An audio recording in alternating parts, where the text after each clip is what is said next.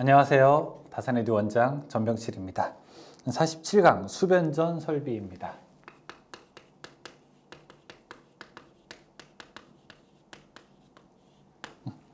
수변전 설비는 우리가 이제 전기가 쭉 들어오게 되어서 군의 용에, 그러니까 예를 들어 이제 전주가 있으면은 이 전주에서 22,900V를 380V 혹은 220V로 변환하는 장치가 있는데, 그렇지 않고 직접 받는 경우도 있죠. 예를 들어 아파트나 큰 건물이나 뭐 학교나 이런 곳들, 공장 같은 데서는 직접 받아서 그 안에서 우리가 수변전 설비,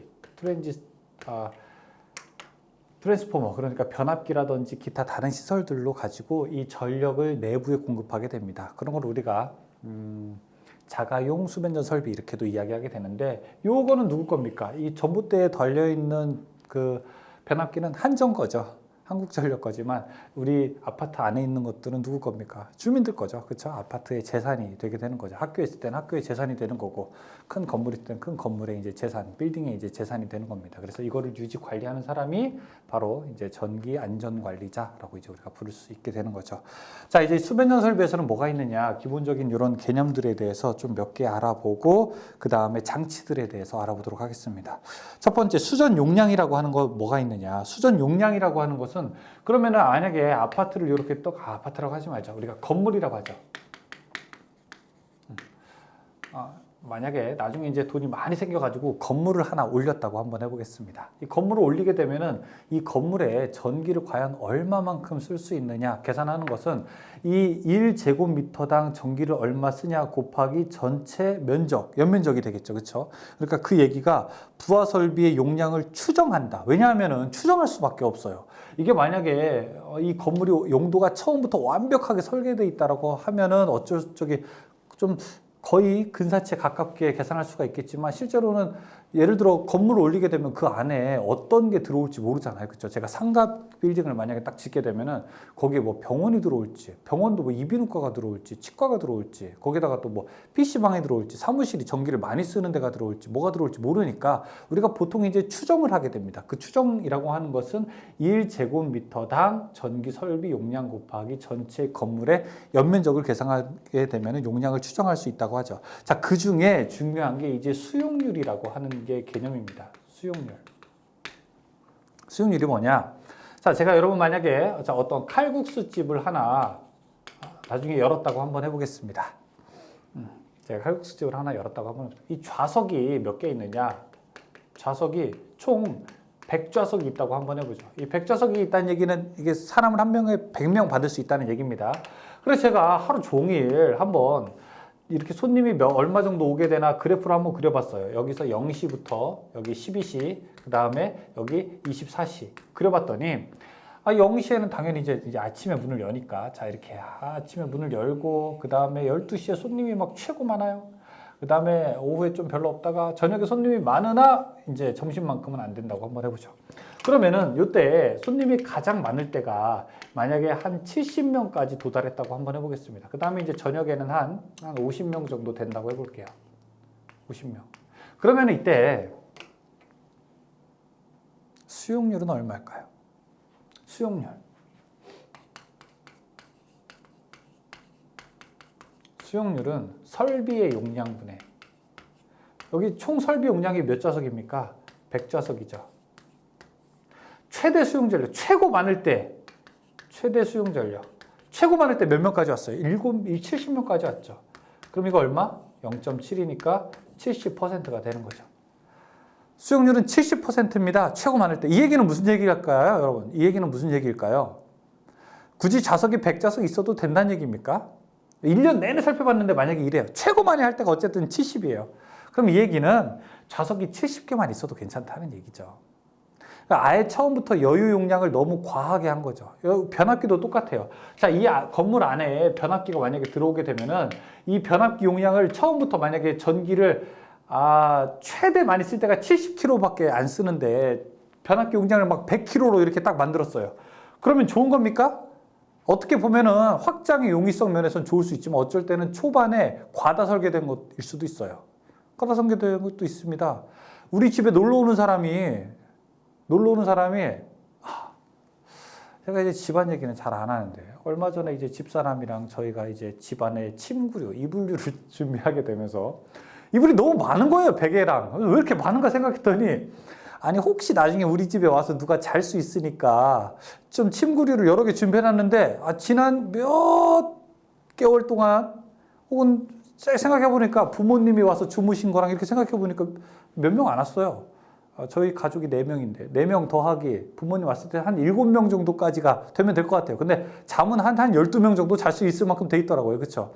과다하게 많은 거죠. 수용률은 내가 설비한 것분의 최대가 얼마냐라고 하게 되면은 사실은 이 수용률이 거의 끝까지 가야지 더 좋은 겁니다. 그래야지 더 이용률이 높다는 거예요. 그걸 우리가 수용률이라고 하게 됩니다. 수용률이라고 그렇게 됩니다. 지금 여기서 그래서 수용률은 부하 설비 합계분의 최대 수용 전력이라고 되어 있습니다. 그러면 이걸 처음에 얼마를 쓸지 도대체 어떻게 합니까? 보통 이제 우리가 아파트 같은 경우에는 수용률을 한 70% 정도 예상을 합니다. 이 아파트 세대가 워낙 많이 있지만 그 세대들이 동시에 다 전기를 많이 쓴다고 생각하지 않고 세대의 표준에다가 보통 이제 한 70% 정도 쓴다고 이렇게 생각을 하게 됩니다. 자, 거기에다가 아래와 같은 표에서의 건물의 종류에서는 공화당, 공회당, 사원, 교회, 극장, 호텔, 병원, 사무실, 은행, 주택, 아파트일 경우에는 표준 부하가 한 요 정도 쓰겠다라고 우리가 생각을 하게 됩니다. 보통 주택이 전기를 많이 쓰는 편입니다. 그러니까 공장, 공회당 이런 데서는 한 10 정도, 호텔, 병원, 학교에서는 20 정도, 은행, 상점, 이발원은 30 정도, 주택, 아파트는 40 정도 쓰겠구나. 1제곱미터당. 여기다가 면적 곱하게 되면 한 요 정도로 우리가 전기 설계를 하면 괜찮겠구나라고 하게 되는 것이 바로 표준 부하에 해당됩니다. 자, 두 번째 개폐 장치 한번 볼게요. 열고 닫는 장치 보게 되면은 3번에 자동 재폐로 차단기가 있습니다. 리클로저 이거 읽어볼게요. 배전선로의 90% 이상의 고장은 순간 고장으로 사고의 차단 후 일정 시간 경과하면 정상으로 회복되므로 리클로저는 배전선로에서 지락 고장이나 단락 사고가 발생했을 때 고장을 검출하여 선로를 차단한 후 일정 시간이 경과하면 자동으로 재투입 동작을 반복하게 된다. 어쨌든 쭉쭉쭉 가서 정전 범위를 최소화하게 된다. 여기 이렇게 배전선로 구간이 있으면은 배전선로 구간에는 이렇게 전선이 들어가게 되는데 여기 뭐 이렇게 수용가가 있다고 한번 해보겠습니다. 전기를 쓰는 부분. 그러면 중간에 차단기가 있는데 이 차단기가 리클로저라고 하는 게 있습니다. 어떤 역할을 하게 되냐? 이 전기적 이상이 발생하게 되었을 때 여기 수용가는 하나가 아니죠. 여기도 있고 여기도 있고 여기도 있게 되죠. 전기적 이상이 발생했을 때 차단기를 그냥 끊어버리고 끝나는 게 아니라 우리 집에 있는 차단기, 누전 차단기는 어때요? 그냥 차단기 끊어버리면서 끝나죠. 근데 여기 있는 차단기는 끊어버리는 게 아니라 지가 일단 끄는 다음에 잠깐 후에 조금 있다가 다시 켜요. 그 다음에 또 이상이 없으면 그대로 가고 이상이 있으면 또 잠깐 껐다가 다시 켜요. 이런 행위를 반복하게 됩니다. 이걸 우리가 동작 책무라고 하게 되는데요. 왜 그러냐? 보통 배전선로 구간에서는 이렇게 나무에 의한 접촉에서 발생하는 이런 일시적인 사고가 90%거든요. 그런데 여기서 만약에 차단기를 완전 끊어버리게 되면 이 넓은 수용가, 한 동네가 그냥 전기가 다 끊어져 버리잖아요. 그렇죠? 그래서 이렇게 잠깐 켰다 껐다를 반복하게 되는데 정전 시간, 정전 구간을 최소화하는 그런 장치, 수변전 개폐 장치가 바로 리클로저라고 할 수 있습니다. 자, 다음에 계기용 변성기, 계기용 변압기, 그 다음에 계기용 변류기라고 넣을 수 있는데 계기용 변압기라고 하는 것은 저 앞에서 PT 혹은 요즘에는 또 이제 VT라고 하는 말도 같이 씁니다. 다음에 계기용 변류기, 이거는 CT라고 하게 되죠. 계기용 변압기가 되고요. 자, 여기는 계기용 변류기가 됩니다. 왜 필요합니까? 계기용 변압기는 나중에 누구 다는 거예요? 이거는 전압계 다는 거고요. 이 계기용 변류기는 누구 다는 겁니까? 전류계를 달기 위한 거죠. 그렇죠? 측정 계기를 위한 변압기, 변류기를 의미하게 되는 거죠. 자, 그 밑에 영상 변류기, 동그라미 칠까요? 영상 변류기, 지락 사고 시 지락 전류를 검출하는 것으로 지락계 전기와 조합하여 차단기를 차단하게 된다. 다음에 차단기 종류가 있습니다. 차단기의 종류가 있는데 차단기는 어떻게 구분을 하게 되느냐? 소호 매질에 따라서. 그러니까 차단기를 온오프 하게 될 때는 반드시 불꽃이 발생하게 되는데 그 불꽃을 어떤 방식으로 없앨 거냐에 따라서 우리가 분류를 하게 됩니다. 차단기 종류 첫 번째, 그냥 특별하게 다른 매질이 없어. 그냥 공중에서 껐다 켰다 하게 된다라고 하는 것은 우리가 기중 차단기라고 하게 됩니다. 이거는 ACB라고 하게 됩니다. 용량이 가장 작아요. 우리가 집에서 사용하는 배선용 차단기도 다 이런 기중 차단기의 한 종류입니다. 다음에는 유입 차단기, 기름을 넣었어요. 그래서 오일 서킷 브레이커라고 해서 OCB라고 이렇게 부르게 됩니다. 세 번째는 진공 차단기. 진공 차단기는 진공된 공기를 이용해서 진공 상태, 그래서 바쿰이라고 해서 우리가 VCB라고 이용하게 됩니다. 네 번째는 공기 차단기입니다. 공기 차단기는 ABB, 에어 블라스트 브레이크라고 해서 브레이커라고 해서 우리가 압축 공기를 이용해서 그것을 불어서 소호를 하게 되는 그런 방식입니다. 다섯 번째는 가스 차단기. 가스를 소호 매질로, 이건 GCB 이용하게 되고, 이때 사용하는 것은 SF6라고 하는 이런 육불화황 가스를 사용하게 됩니다. 육불화황 가스는 다 좋다라고 나오게 되는 게 일반적이니까 좋지 않은 게 답이 됩니다. 실제로 육불화황 가스는 최근에 이제 지구에 좀 오존층을 파괴한다 이런 얘기가 있어가지고 문제는 좀 있지만 어쨌든 책에서는 다 좋은 얘기만 있습니다. 그럼 문제 한번 풀어볼까요? 1번.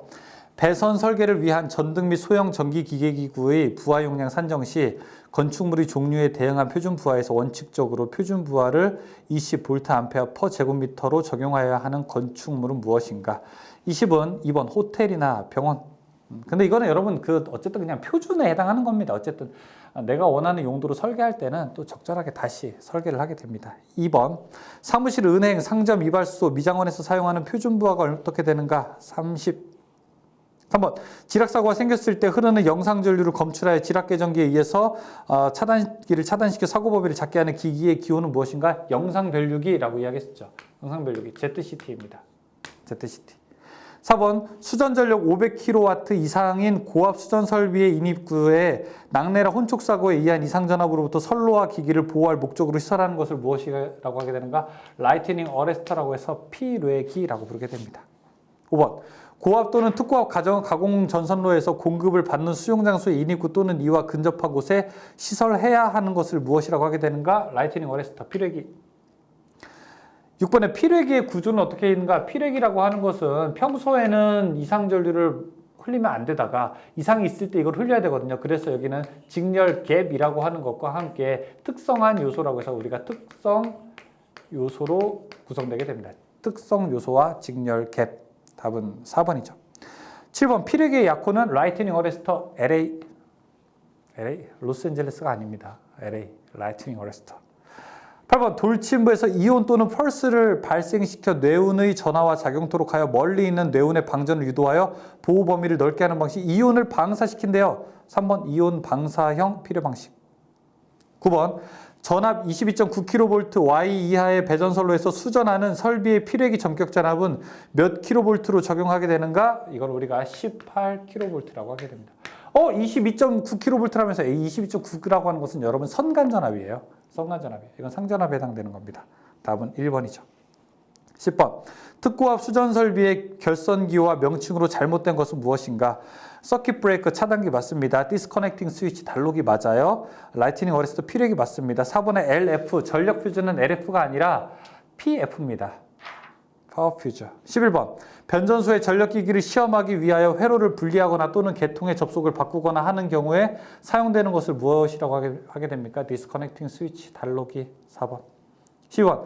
단록기에 대한 설명으로 옳지 않은 것은 무엇인가? 1번에 소호장치가 있어서 아크를 소멸시킨다. 소호장치가 있어서 아크를 소멸시킨다.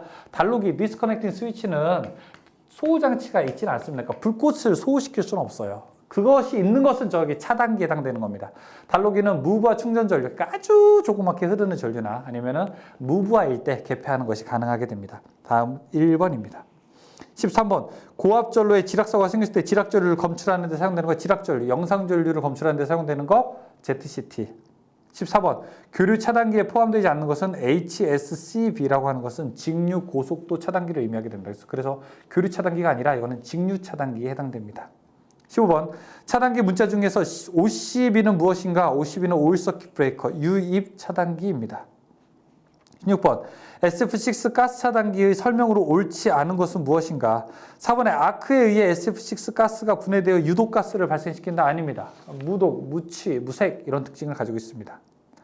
17번. 수변전 설비의 고압회로에 걸리는 전압을 표시하기 위해서 전압계를 시설할 때 고압회로와 전압계 사이에 설치하는 것, 전압을 잴 때 사용하는 것, 계기용 변압기.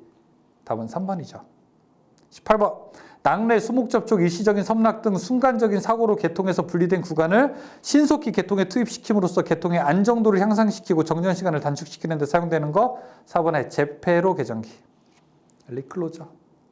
19번 선택 지락 개전기의 용도는 여러 회로 중에서 지락 사고가 나타난 회로를 선택하는 데 사용되게 됩니다. 4번 다회선에서 접지고장 회선의 선택.